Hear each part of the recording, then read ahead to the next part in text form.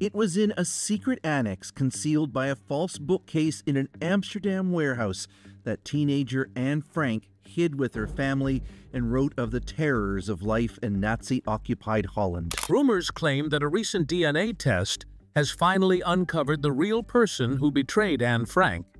But the truth behind this discovery is far more complex and emotional than anyone expected. To name and to blame this person as the betrayer of Anne Frank, you have to be sure for 100% that this is the right answer. In this video, we'll uncover the full story, piece by piece, revealing shocking details long buried by history. Get ready for a journey through time, and let's begin at the very start. The story of Anne Frank. Anne Frank was born on June 12, 1929, in Frankfurt am Main, Germany, to Otto Heinrich Frank and Edith Hollander Frank. She had an older sister, Margot Betty Frank, born in 1926. The Franks were part of Frankfurt's well-integrated Jewish middle class, and Otto Frank managed a family-owned bank. However, after Adolf Hitler's rise to power in January 1933 and the rapid spread of anti-Semitic legislation, life for Jews in Germany became increasingly perilous. That same year, when Anne was 4 years old, the family fled Germany to seek refuge in the Netherlands, settling in Amsterdam. Otto Frank became the managing director of Opekta, a company that produced pectin used in jam making, while Edith devoted herself to raising her daughters in a relatively stable, liberal environment. For several years, the Franks' lives in Amsterdam were comparatively peaceful. Anne attended the Montessori school, where she developed a reputation for intelligence, curiosity, and an independent spirit. But it all came crashing down soon enough. In May 1940, Nazi Germany invaded the Netherlands as part of its Western European offensive. The Dutch army surrendered after just 5 days, and the country came under German occupation. The Nazi administration, led by Reichskommissar Arthur Seyss-Inquart, immediately implemented anti-Jewish decrees. These included the registration of all Jews, the confiscation of Jewish businesses, and bans on Jews attending public schools or using public transportation. In 1941, approximately 140,000 Jews lived in the Netherlands, including around 25,000 refugees from Germany and Austria. By 1942, the occupying authorities began systematic deportations of Jews to extermination camps in occupied Poland, most notably Auschwitz and Sobibor. The Franks' gradual isolation intensified through these measures. Anne and Margot were forced to leave their schools for the segregated Jewish Lyceum, while Otto's business was officially transferred to non-Jewish associates to avoid confiscation. Then, on July 5, 1942, a notice arrived summoning Margot to report for what the Nazis termed Arbeitsdienst im Osten, or labor service in the East, a euphemism that masked deportation to concentration camps. Recognizing the mortal danger, Otto and Edith Frank decided that the family would go into hiding the very next day. For months, Otto had been preparing a concealed annex behind his business premises at Prinsengracht 263, a narrow canal-side building in central Amsterdam. The hiding place, later known as the Secret Annex, was accessible through a swinging bookcase designed to conceal its entrance. It comprised several small rooms spread over 3 floors above the Opekta warehouse. On July 6, 1942, the Frank family moved in. They were joined a week later by Herman, Auguste, and Peter van Pels, close friends of Otto Frank and former business associates, and in November by dentist Fritz Pfeffer. This brought the total number of people in hiding to 8. Their protectors, Miep Gies and her husband Jan, along with Victor Kugler, Johannes Kleiman, and Bep Voskuil, provided food, news, and supplies at immense personal risk. Under German occupation, aiding Jews in hiding was punishable by imprisonment or death. Yet these helpers continued their work for more than 2 years without betraying the secret. Life inside the annex was marked by silence and routine. During the day, the occupants had to remain completely quiet to avoid detection by workers in the warehouse below. They could not flush toilets, walk heavily, or even speak loudly. Supplies dwindled, and tension grew as bombings increased, and the war dragged on. To pass the time and maintain her sense of self, Anne began keeping a diary. A red and white checkered notebook she had received for her 13th birthday just weeks before going into hiding. In it, she wrote candidly about her fears, hopes, and the challenges of confinement. Her entries also recorded her reflections on humanity, faith, and the injustice of persecution. Between 1942 and 1944, she wrote more than 300 pages, later revising them after hearing a radio broadcast in which Dutch minister Gerrit Bolkestein called for citizens to preserve wartime writings as historical testimony. The annex occupants managed to survive undetected for just over 2 years, from July 1942 until August 1944. Their downfall came suddenly. On the 4th of August 1944, Nazi and Dutch security police raided the premises. The operation was led by SS Oberscharführer Karl Silberbauer, an Austrian member of the Sicherheitsdienst, assisted by Dutch collaborators. All 8 people in hiding were arrested, along with 2 of their helpers, Johannes Kleiman and Victor Kugler. Miep Gies and Bep Voskuil were spared because of their non-Jewish status, and Gies later managed to rescue Anne's writings from the annex before it was emptied. After their arrest, the group was transported to the Westerbork transit camp, located in the northeastern Netherlands. Westerbork was the last stop before deportation to the concentration and extermination camps of the East. There, the Frank family and their companions were classified as criminals for evading deportation orders and sent on the next available transport to Auschwitz-Birkenau on the 3rd of September 1944, the last such transport ever to leave Westerbork. The train carried 1,019 prisoners, including 498 women, 442 men, and 79 children under the age of 16. Upon arrival at Auschwitz on the 6th of September 1944, men and women were separated. Otto Frank was sent to the men's barracks, while Edith, Margot, and Anne were sent to the women's camp. Of that transport's passengers, 549 people were gassed immediately upon arrival. Conditions at Auschwitz were brutal. Anne and Margot endured forced labor, starvation rations, and disease, while Edith weakened rapidly. In October or November 1944, Anne and Margot were selected for transfer to Bergen-Belsen, a concentration camp in northern Germany that had originally been established as a prisoner exchange camp, but by then was overcrowded and disease-ridden. By early 1945, typhus had spread uncontrollably. Both Anne and Margot contracted the disease and died. Witnesses later estimated their deaths occurred in February or March 1945, just weeks before the camp was liberated by British forces on the 15th of April 1945. Their mother, Edith Frank, died at Auschwitz in early January 1945, only days before the camp's liberation. Otto Frank survived.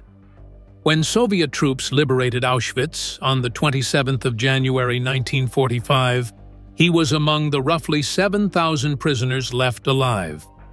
After months of recovery, he returned to Amsterdam in June 1945. There, Miep Gies gave him the notebooks and loose pages she had retrieved from the annex. Otto, recognizing the literary and historical value of his daughter's writing, compiled and edited the diary into a coherent narrative. In 1947, the secret annex was published in Dutch, with an initial print run of 3,036 copies. It was later translated into English as The Diary of a Young Girl and published in the United States in 1952, reaching millions of readers.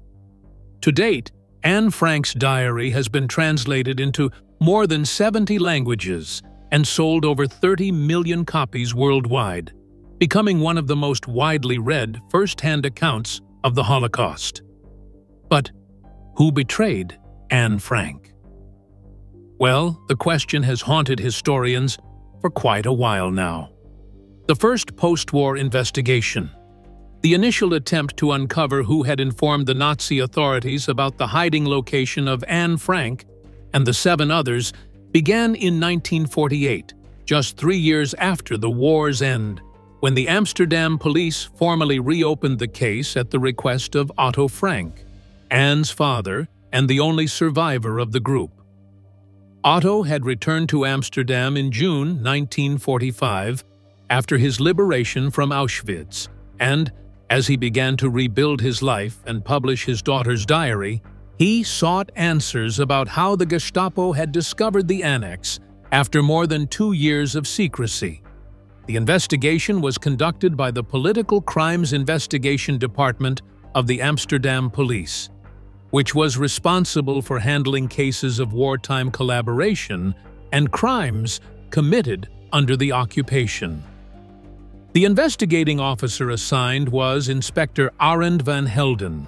His primary objective was to determine whether the Franks had been betrayed by someone in their immediate surroundings or discovered by chance. To this end, he interviewed surviving witnesses, neighbors, and individuals connected to Otto Frank's company, Opekta, which had operated in the same building during the occupation. At the time, public speculation about the betrayal was already widespread. Many suspected Willem van Maren, a warehouse employee who had worked in the building from 1943 onward. Van Maren had developed a reputation for dishonesty, and some helpers later recalled that they found him suspicious. He was said to have shown undue curiosity about the locked bookcase and unexplained noises from the upper floors. During his post-war interrogation, Van Maren vehemently denied any involvement. Police searched his background and found no evidence that he had ever collaborated with the Nazi authorities or had contact with the German security service. Investigators also looked into the possibility that the raid had not resulted from betrayal, but from coincidence. At the time of the arrest on the 4th of August, 1944, German and Dutch officers were carrying out frequent inspections related to ration card fraud, illegal labor, and black market activity. The annex's helpers had been involved in acquiring food coupons through underground networks, which may have attracted attention from the authorities. The idea that the raid was a byproduct of such an unrelated investigation was first proposed by Miep Gies and Bep Voskuil, 2 of the Frank family's protectors, and would resurface in later decades as a credible hypothesis. However, in 1948, the evidence was too limited to confirm any specific scenario. One of the main challenges facing Van Helden's team was the lack of surviving records. Nazi occupation documents had been destroyed or lost in the final months of the war, including many related to arrests carried out by the Central Office for Jewish Emigration and the Amsterdam Gestapo headquarters on Uterpestraat. Witnesses could not identify who had accompanied the arresting officers or who had made the telephone call that prompted the raid. Even basic details, such as how the German police came to know about Prinsengracht 263, remained elusive. The only solid lead came years later, in 1963, when Austrian journalist and Nazi hunter Simon Wiesenthal tracked down SS Oberscharführer Karl Silberbauer, the officer who had personally led the arrest. Silberbauer was then living in Vienna and working for the Austrian police. When questioned, he confirmed the authenticity of Anne Frank's diary, refuting claims by Holocaust deniers that it had been fabricated, and provided detailed recollections of the arrest. He remembered Otto Frank's name, the address of the annex, and Anne herself as a young girl with dark hair. However, Silberbauer stated that he had been acting on orders and did not know the identity of the informant. According to his testimony, the tip had come from a Dutch caller who provided the address of Jews in hiding, and the case had been assigned to him through routine channels at the Gestapo office. No record of the call or written report survived. By the end of the 1948 investigation, Dutch authorities concluded that there was insufficient evidence to identify the betrayer. The official report, preserved in the Netherlands Institute for War Documentation Archives, summarized that the informer has not been found and that no proof exists that any of the suspects named were directly responsible. Otto Frank accepted this outcome reluctantly, recognizing that many of the key figures were dead, missing, or unwilling to testify.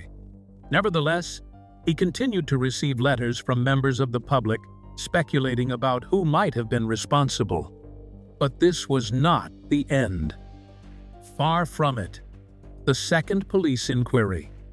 By the early 1960s, Anne Frank's Diary of a Young Girl had achieved worldwide prominence, translated into more than 20 languages, and adapted for stage and film.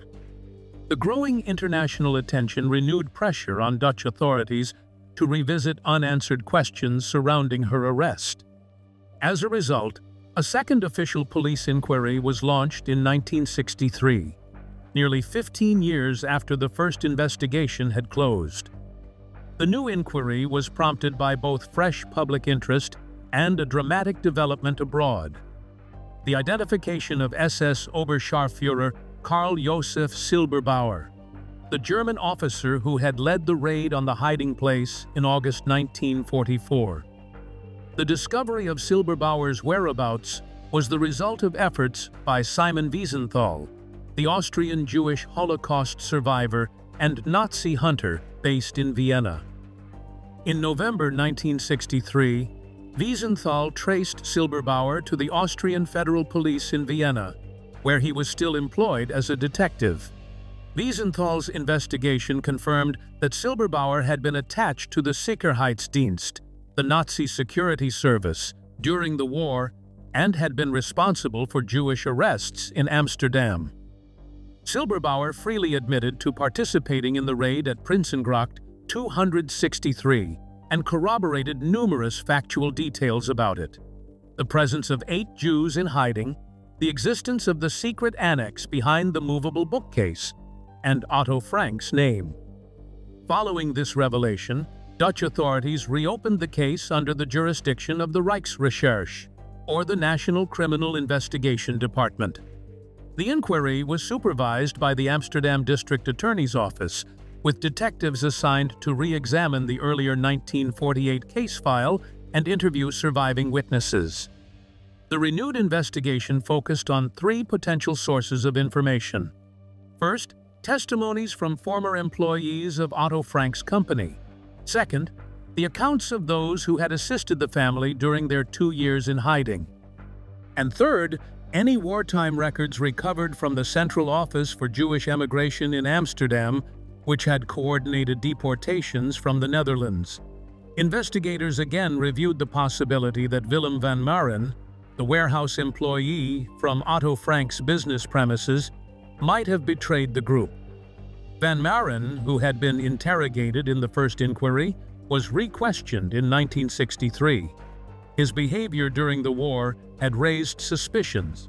However, when questioned again nearly 20 years later, Van Maren remained adamant that he had no knowledge of Jews hiding in the building. No new evidence contradicted his statements, and his file revealed no record of collaboration with the German authorities.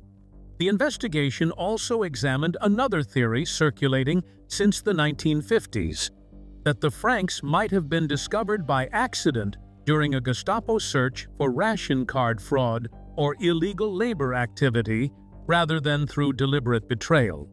Such searches were common in occupied Amsterdam in 1944, particularly as the German authorities intensified crackdowns on black market operations and draft evasion. During that period, Amsterdam's Population Registry Office estimated that by mid-1944, roughly 25,000 Jews were in hiding across the Netherlands, supported by underground networks, providing falsified documents and food coupons. These secret operations were high risk and often infiltrated by informants seeking monetary reward or leniency from the occupying authorities. The 1963 investigators found the possibility plausible but could not substantiate a direct link between any ration card raid and the Franks' arrest. The testimony of Karl Silberbauer was another focal point. Dutch investigators traveled to Vienna to obtain his formal statement. Silberbauer reiterated that he had been following orders from his superior, SS Hauptscharführer Julius Detmann, who in turn had received information about Jews hiding at that specific address from an unnamed Dutch source via a telephone call. Silberbauer said that he had not met or spoken to the informant, and no written record of the report survived because the Gestapo office in Amsterdam had destroyed or lost many files when retreating in 1945. Detmann himself had unalived himself in 1945 while awaiting trial, eliminating another potential avenue of inquiry. Silberbauer cooperated with the investigation, but provided no new leads, insisting he did not know how the Franks' address had been obtained. Other individuals occasionally named in rumor or speculation, such as Tony Ehlers, a Dutch National Socialist Movement member who had known Otto Frank before the war, were also considered. Ehlers was known to have engaged in blackmail and had denounced several Jews to the Nazis. However, while his wartime activities were documented, no evidence directly connected him to the Prinsengracht address or the events of August 1944. Police interviews with surviving witnesses offered only conflicting impressions and no corroborated testimony identifying him as the betrayer. By the time the 1963 inquiry concluded, the Dutch authorities once again found themselves confronting the limits of evidence in a case nearly 2 decades old. The investigation produced a detailed report, but no definitive answers. Its conclusion stated that the identity of the informer cannot be determined with the evidence available, and that none of the named suspects could be charged or proven responsible. Despite the limitations of these investigations, some theories have emerged. Theories about the tragedy. The most widely held theory in the early post-war years was that the group had been betrayed by someone with knowledge of their hiding place. This idea gained traction soon after the war, when Otto Frank, the only survivor of the 8, returned to Amsterdam and began corresponding with former employees and helpers. The secret annex at Prinsengracht 263, hidden behind a hinged bookcase, was known to only a handful of people, yet suspicions fell quickly on those who had worked in the same building. At the top of this list was Willem van Maren, a warehouse employee hired by Otto Frank's company, Opekta, in 1943. Van Maren had a reputation for dishonesty and had been accused of petty theft during the occupation. Several of the helpers, including Bep Voskuil and Miep Gies, later recalled that he seemed unusually inquisitive, asking probing questions about noises from the upper floors and unexplained movements near the storeroom. Both the 1948 and 1963 Dutch police investigations focused on Van Maren as a primary suspect, yet no evidence directly tied him to the Gestapo or to any informant network. Another prominent theory focused on Tony Ehlers, a Dutch businessman and member of the NSB who had known Otto Frank before the war. Ehlers, born in Amsterdam in 1917, had been active in Nazi circles and had a documented history of denouncing Jews to the occupation authorities. He visited Otto Frank in 1941 or 1942 concerning a business matter and may have become aware of his situation. After the war, Allers was convicted of collaboration and sentenced to 4 years in prison. Decades later, renewed scrutiny of his activities led some historians and journalists, most notably in Carol Ann Lee's 2002 biography, The Hidden Life of Otto Frank, to revisit the possibility that Allers betrayed the family. However, surviving wartime documents from the Zentralstelle für jüdische Auswanderung contain no reference to Allers in connection with Prinsengracht 263, and Otto Frank himself reportedly dismissed the idea after learning of it in the 1960s.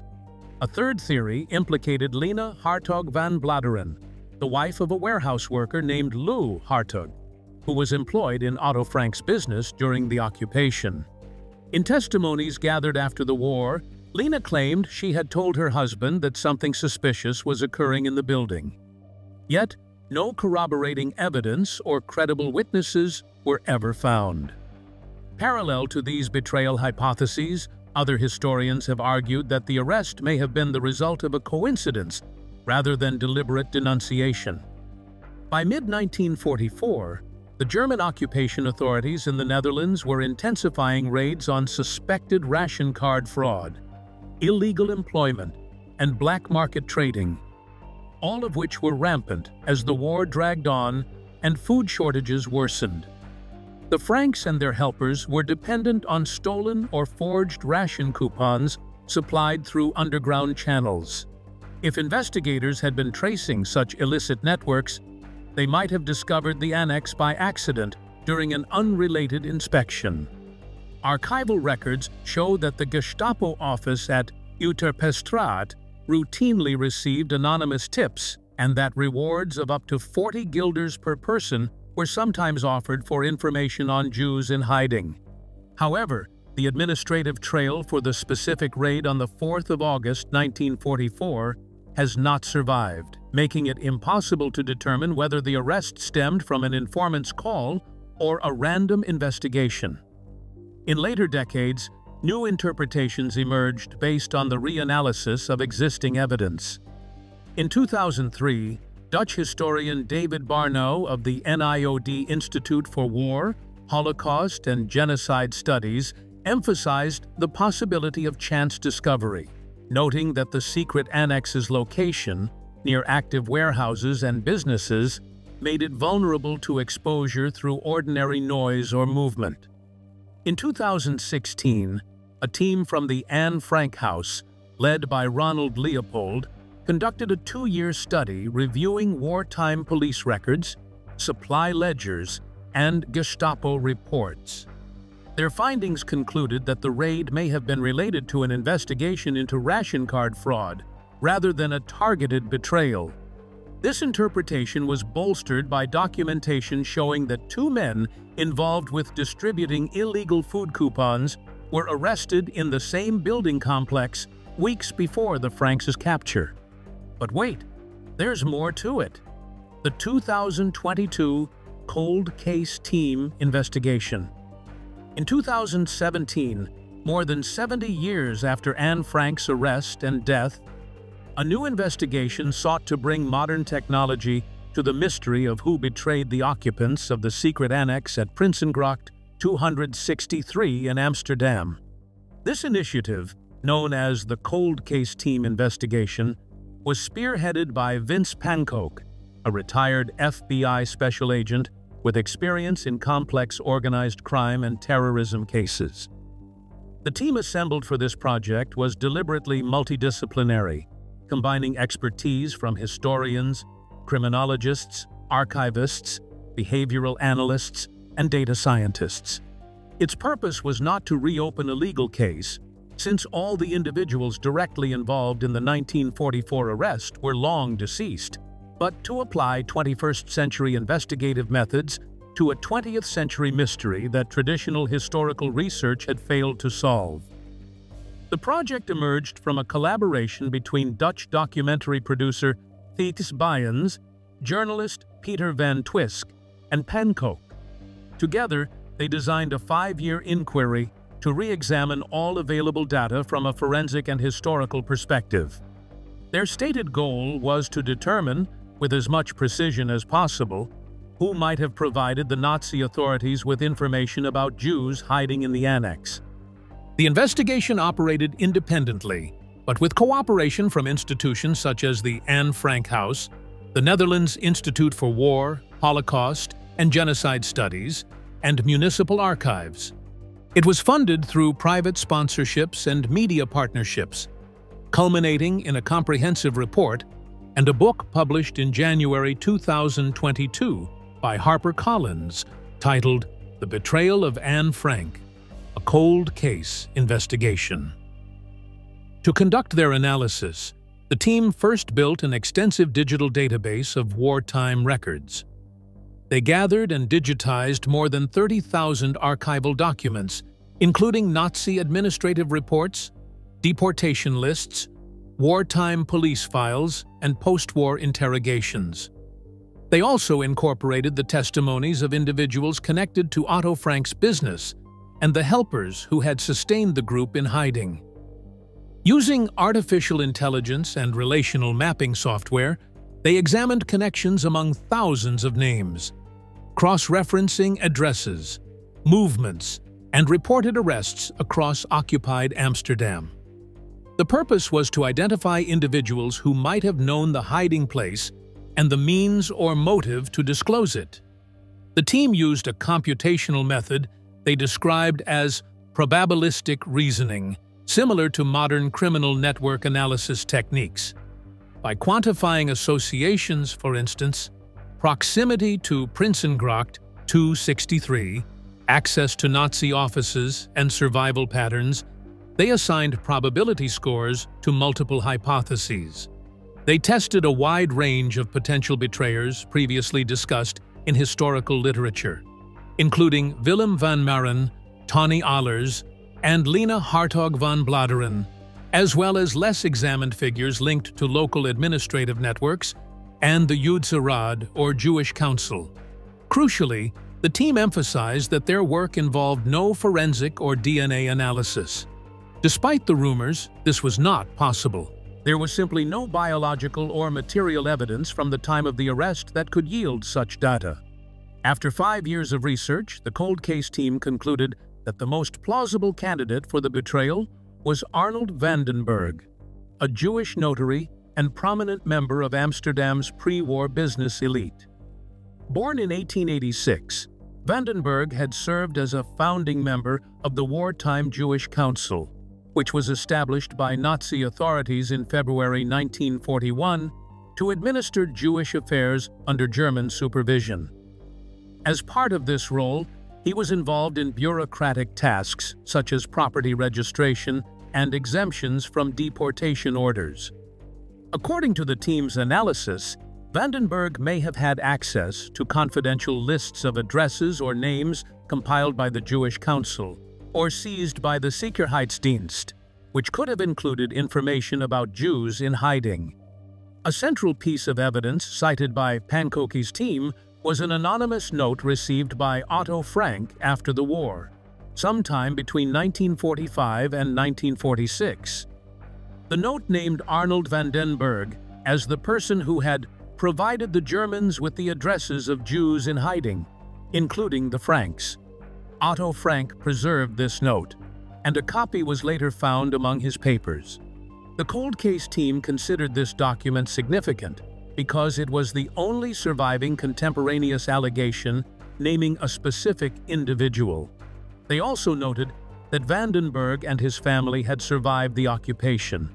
The investigators stressed that their theory did not portray Vandenberg as a willing collaborator, but rather as someone acting under extreme coercion within a structure designed by the Nazis to manipulate and compromise Jewish leaders. Members of the Jewish Council were forced to obey orders from the occupying authorities under threat of deportation or death, and their moral and practical choices were severely constrained. The team hypothesized that Vandenberg might have passed on addresses in an effort to protect his wife and 3 daughters, all of whom survived the war. This, they argued, could explain how he avoided deportation despite the liquidation of the Jewish Council in September 1943. However, the team described their conclusion as probabilistic, not definitive. Their stated objective was to present the most plausible explanation, given the available data, not to assign guilt. The release of the book and its accompanying publicity in January 2022 generated widespread attention, but also immediate scholarly criticism. Institutions long associated with Anne Frank research, including the Anne Frank House and the NIOD Institute for War, Holocaust, and Genocide Studies, publicly questioned the reliability of the conclusion. Ronald Leopold, executive director of the Anne Frank House, cautioned that there was no proof that Vandenberg had access to or shared any lists of addresses, emphasizing that the team's interpretation relied heavily on conjecture. NIOD historians David Barnow and Eric Summers also pointed out that the Jewish Council's responsibilities, as documented in surviving archives, did not include maintaining records of Jews in hiding. They stressed that such lists would have been inconsistent with the Council's function, which focused on administrative compliance, not secret resistance or surveillance.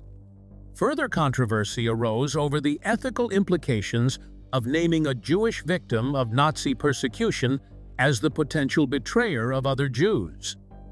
Scholars argued that the claim risked misrepresenting the moral context of life under occupation, where Jewish council members were placed in impossible situations. The Dutch publisher Ambo Anthos, which distributed the Dutch-language edition, issued a public apology in February 2022 after historians criticized the book's evidentiary standards. The publisher suspended further print runs and stated that the conclusion had been premature and should have been more carefully qualified. Subsequent independent reviews echoed these criticisms. In March 2022, an advisory report commissioned by the NEOD found that the cold case team's claim lacked sufficient foundation, noting that the existence of a list of Jewish addresses was unsupported by any archival evidence. The reviewers concluded that the theory, while innovative in methodology, did not meet accepted standards of historical proof. Well, that's it for now. Thanks for watching. Did you like this video? If you did, please consider liking, dropping a comment, and hitting the subscribe button so that you don't miss out on our new uploads. Also, don't miss this video you see on your screen right now. It's truly unbelievable.